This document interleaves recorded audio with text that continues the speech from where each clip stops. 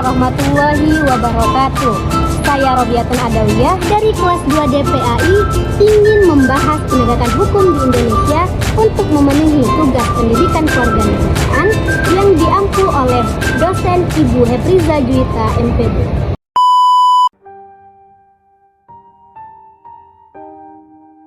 Penegakan hukum di Indonesia. Penegakan hukum di Indonesia adalah proses penerapan dan pelaksanaan hukum yang dilakukan oleh lembaga-lembaga berwenang seperti kepolisian, kejaksaan, dan pengadilan untuk memastikan bahwa hukum di Indonesia ini telah berjalan dengan adil. Kemudian, proses penegakan hukum di Indonesia ini mencakup berbagai tindakan, mulai dari penyelidikan, penuntutan, dan juga pengadilan yang bertujuan untuk menegakkan hukum secara adil dan mencegah pelanggaran hukum.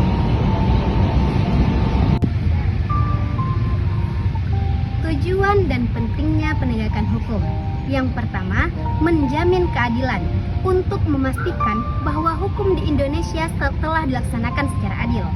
Yang kedua, menjaga ketertiban dan keamanan untuk menciptakan suasana yang tertib dan aman di kalangan masyarakat.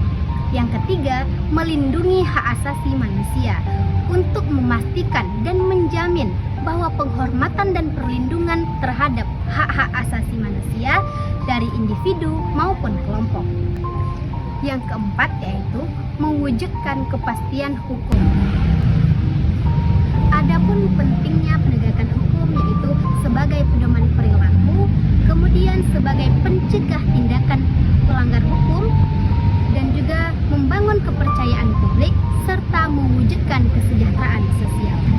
Selanjutnya, dasar hukum di Indonesia yang berdasarkan dari Undang-Undang 1945 dan Kitab Undang-Undang Hukum Pidana atau KUHP dan Kitab Undang-Undang Hukum Acara Pidana KUHAP. Kemudian, siapa saja lembaga yang menegakkan hukum di Indonesia ini?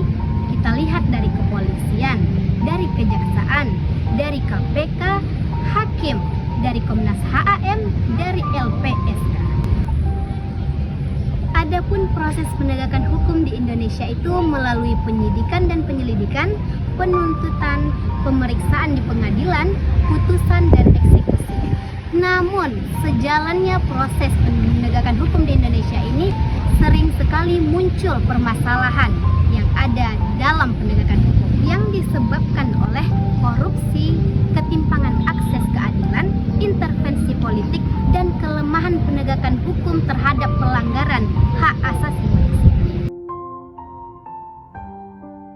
Lantas, upaya apa saja yang harus kita lakukan dalam upaya perbaikan penegakan hukum di Indonesia? Yang pertama yaitu reformasi lembaga penegak hukum. Yang kedua, penguatan komisi independen. Yang ketiga, pendidikan hukum dan sosialisasi. Nah, dari sini dapat kita ambil kesimpulan bahwa penegakan hukum di Indonesia ini harus ditegakkan secara adil dan juga efektif. Karena dengan adilnya penegakan hukum di Indonesia, maka terwujudnya satu kesatuan bangsa. Dan dalam upaya perbaikan penegakan hukum di Indonesia ini harus menyeluruh dan berkelanjutan dengan melibatkan negara, masyarakat sipil, dan seluruh pengikut negara. Sekian yang dapat saya sampaikan.